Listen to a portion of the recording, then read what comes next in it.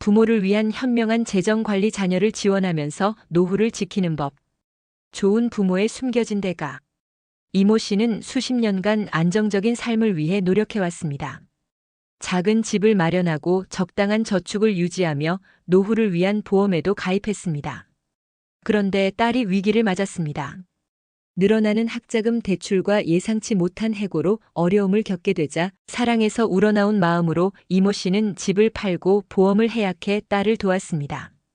그 당시에는 그것이 유일한 선택처럼 느껴졌습니다. 하지만 은퇴 후 10년이 지난 지금 그녀는 좁은 아파트를 전전하며 의료비를 감당하기 힘들어하며 모든 것이 어디서 잘못되었는지 고민하고 있습니다. 이 이야기는 이모 씨만의 문제가 아닙니다. 한국을 비롯한 전 세계의 수많은 부모들이 비슷한 현실을 마주하고 있습니다. 성인 자녀를 지원하려는 본능은 종종 선의의 부모들이 자신의 재정적 안정을 희생하게 만들고 결국 스트레스와 결핍으로 점철된 노후를 맞이하게 합니다. 이 글에서는 이런 일이 왜 발생하는지, 그리고 자녀를 지원하면서도 자신의 미래를 지킬 수 있는 8가지 실천 가능한 전략을 공유합니다. 저축을 써야 할지 고민하는 부모든, 미리 계획을 세우려는 부모든, 이 통찰력은 현명한 재정 결정을 내리는 데 도움이 될 것입니다. 1. 숫자는 거짓말하지 않는다. 부모의 자녀 재정 지원 통계. 냉정한 현실. 통계청에 따르면 60세 이상 부모의 54% 이상이 자녀에게 금전적 지원을 한 경험이 있습니다. 하지만 그중 거의 절반 48%이 후회한다고 답했습니다. 왜일까요? 숫자가 명확한 이야기를 들려줍니다. 지속적인 필요, 성인 자녀는 교육, 결혼, 주택, 심지어 일상생활비까지 지원을 필요로 합니다. 이러한 필요는 어린 시절 이후에도 멈추지 않습니다. 은퇴 후 소득 제한. 은퇴 후 부모는 고정된 연금이나 줄어드는 저축에 의존하며 새로운 소득은 거의 없습니다. 결과 자녀는 일시적으로 혜택을 볼 수 있지만 부모는 자원을 고갈시킬 위험이 있습니다. 실제 영향. 68세 어머니가 아들의 결혼 비용으로 1억 원 약 7만 5천 달러를 지출한 사례를 보겠습니다. 몇 년 후 그녀는 암과 싸우며 치료비를 감당할 수 없어 정부 지원을 신청해야 했습니다. 이는 단독 사례가 아닙니다. 한국보건사회연구원의 연구에 따르면 자녀를 과도하게 지원한 부모는 노후에 재정적 어려움을 겪을 가능성이 더 높습니다. 글로벌 관점. 이 추세는 한국에 국한되지 않습니다. 미국 메릴 린치 조사에 따르면 부모의 79%가 성인 자녀를 재정적으로 지원하며 종종 은퇴 자금을 줄입니다. 수명 연장과 경제적 압박이 커지면서 전 세계적으로 부모들이 이 함정에 빠지고 있습니다. 핵심 메시지: 자녀를 지원하는 것은 보장된 수익이 있는 투자가 아닙니다. 이는 당신을 취약하게 만들 수 있는 비용입니다. 이를 인식하는 것이 현명한 재정 계획의 첫걸음입니다. 2.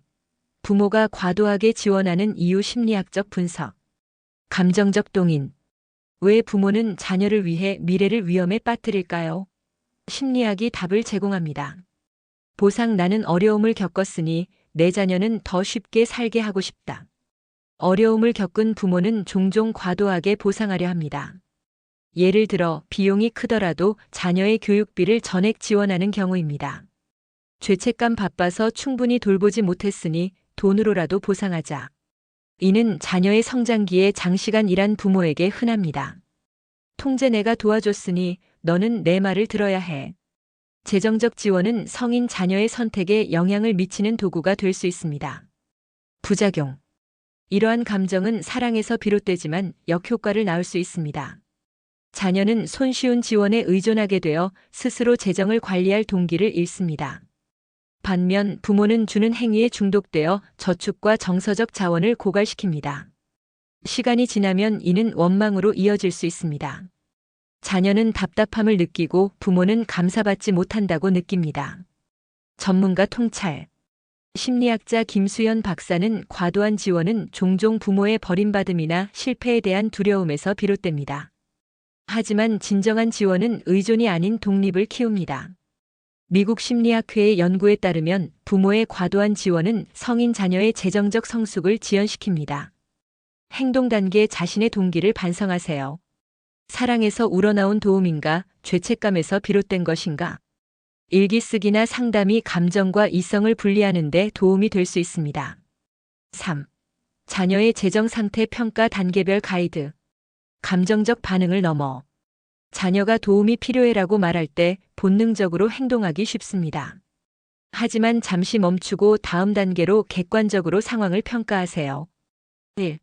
데이터 수집 구체적인 정보를 요청하세요. 월 소득, 지출, 부채, 저축. 투명성이 중요합니다. 2. 필요와 욕구 구분 위기의 실직인가 선택에. 고급 자동차인가? 긴급 상황과 생활비 증가를 구분하세요. 3. 상환 가능성 확인 대출이라면 갚을 수 있는가? 직업 안정성과 소비 습관을 보세요. 4. 자신의 능력 평가 도와주는 것이 은퇴 계획을 망칠까요? 먼저 자신의 예산을 계산하세요. 실용적인 체크리스트. 자녀가 스스로 생활비를 벌 수 있는가? 소득에 비해 과소비를 하는가? 저축이나 비상금이 있는가? 대안의 대출, 아르바이트를 탐색했는가? 지원이 자신의 삶의 질에 영향을 미칠까? 예시 시나리오. 아들이 이별 후 집세를 내기 위해 1천만 원을 요청합니다. 수표를 쓰는 대신 함께 예산을 검토하세요. 불필요한 지출의 외식을 줄이거나 룸메이트를 구하는 것을 제한하세요. 현금이 아닌 지도를 제공하세요.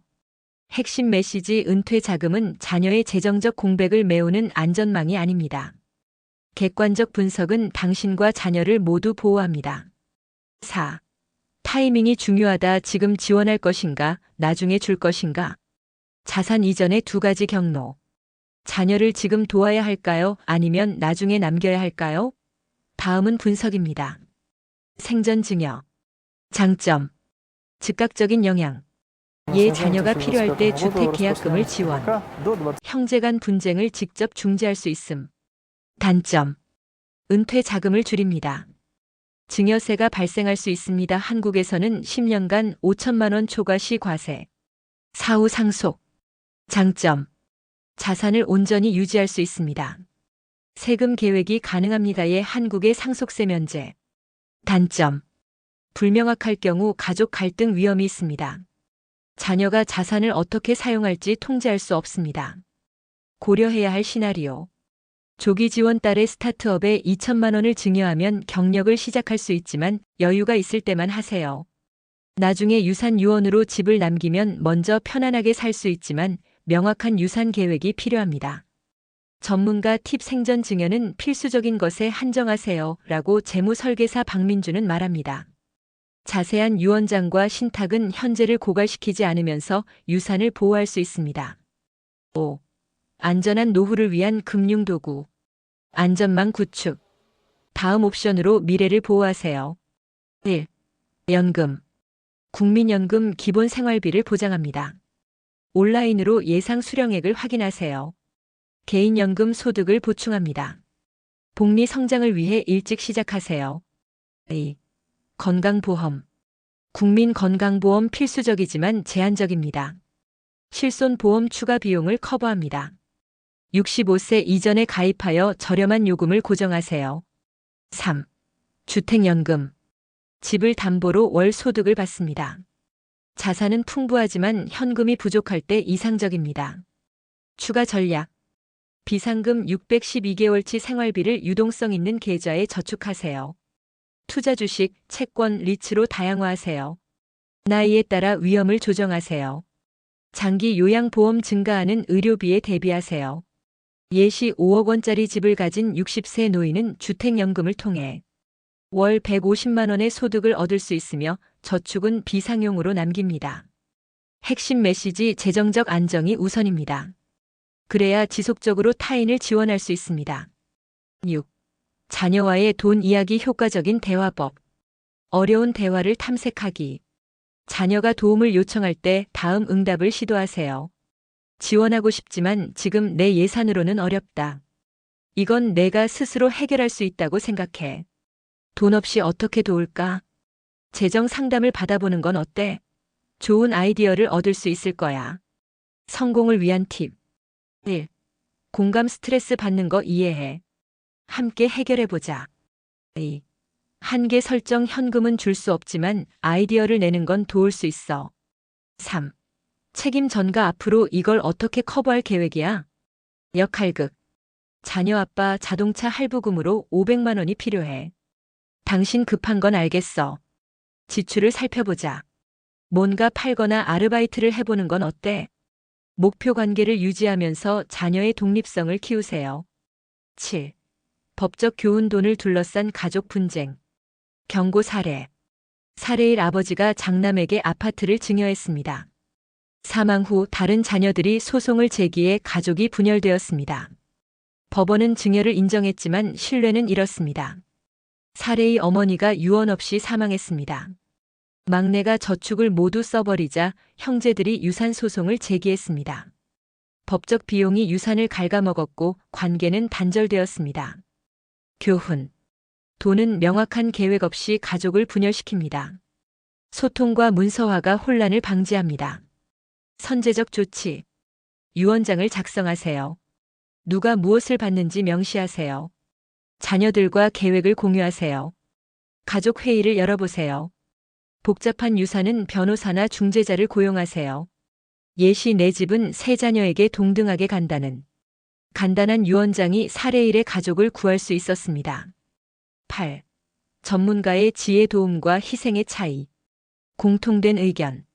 과도한 희생은 모두에게 해롭다라고 재무설계사 최은지는 말합니다. 전문가들은 동의합니다. 지원 한계 감당할 수 있는 만큼만 주세요. 그 이상은 안 됩니다.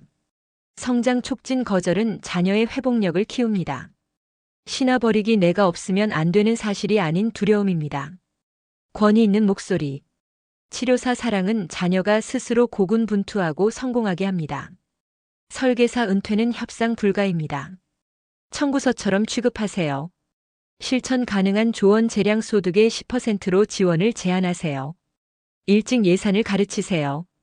잘 살아서 그들에게 방법을 보여주세요. 결론 이기심이 아닌 지혜. 이 여정은 무겁게 느껴질 수 있지만 변화를 준비하고 있기 때문에 여기에 있습니다. 감정보다 현실을 먼저 보고 도움과 희생을 구분하며 자녀가 자신의 길을 책임지게 하세요. 은퇴를 지키는 것은 이기심이 아니라 지혜입니다. 아래의 생각을 공유하세요. 어떻게 사랑과 재정적 경계를 균형 잡으시나요? 더 많은 팁을 위해 구독하고 정보를 얻으세요. 메타 설명 성인 자녀를 지원하면서도 은퇴를 망치지 않는 방법을 알아보세요. 전문가 전략, 실제 사례, 부모를 위한 현명한 재정 관리에 대한 실용적인 조언을 얻으세요.